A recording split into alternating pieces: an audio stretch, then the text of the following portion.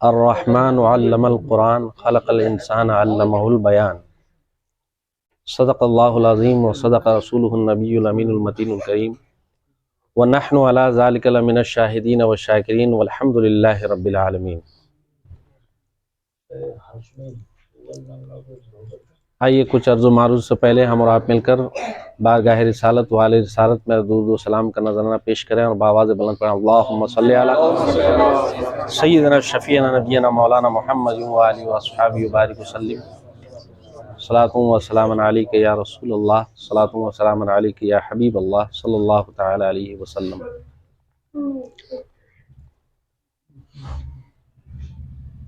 جیسا کہ ہم اور آپ سب کو معلوم ہے کہ یہ ختم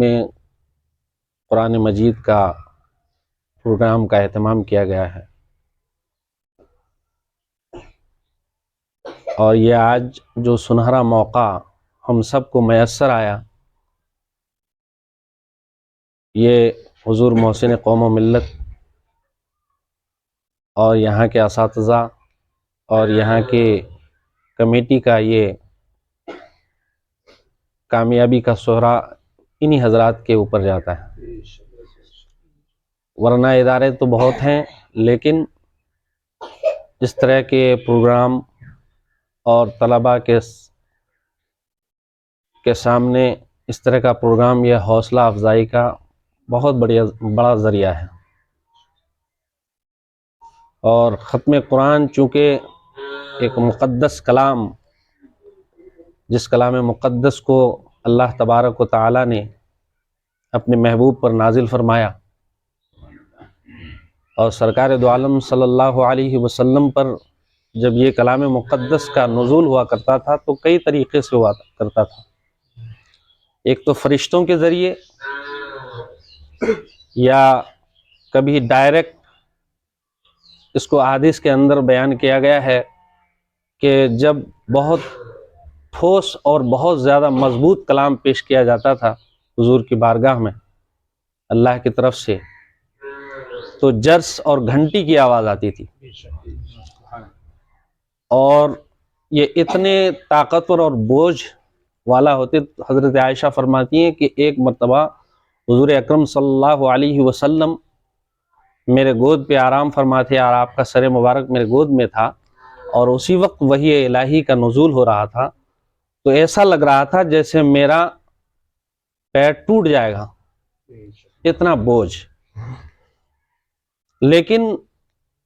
آپ ملاحظہ فرمائیں کہ اس کلام مقدس کو امت محمدیہ کے چھوٹے چھوٹے بچے بھی حاصل کر لیں، اس کی وجہ کیا ہے؟ اس کی وجہ یہ ہے کہ کلام مقدس کو اللہ تبارک و تعالی نے ایسا اعجاز عطا فرمایا ہے اور ایسا مقام عطا فرمایا ہے کہ بوجھ اور وزن کے اعتبار سے تو بہت ہے، لیکن اسی کو اگر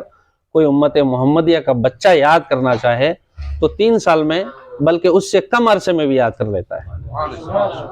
یہ کلام مقدس کا اعجاز ہے، اور آج سے تقریباً 1450 سال ہو گئے، لیکن آج تک اس کلام مقدس کا کوئی بدل پیش نہیں کر سکا۔ یہ بھی کلام مقدس کا اعجاز ہے۔ اور حضور اکرم صلی اللہ علیہ وسلم فرماتے ہیں کہ خیرکم من تعلم القرآن وعلمہ، کہ تم میں سب سے بہتر وہ ہے جو قرآن مقدس کو سیکھے اور دوسروں کو سکھائے۔ یہ امت محمدیہ کی ہی خاصیت ہے کہ دیگر کتب سماویہ میں سب سے آسان تر حفظ کرنے میں سب سے زیادہ قرآن ہے۔ اور اس کلام مقدس کے تعلق سے بیان کیا جاتا ہے کہ جب یہاں ختم قرآن ہوتا ہے تو اس ختم قرآن میں بہت ساری چیزوں کا اللہ کی طرف سے نزول ہوتا ہے۔ اس کی سب سے بڑی وجہ یہ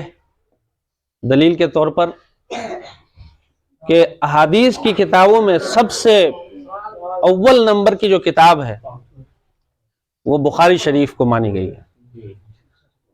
اور بخاری شریف کے تعلق سے ہے کہ جو ختم بخاری میں شریک ہوتا ہے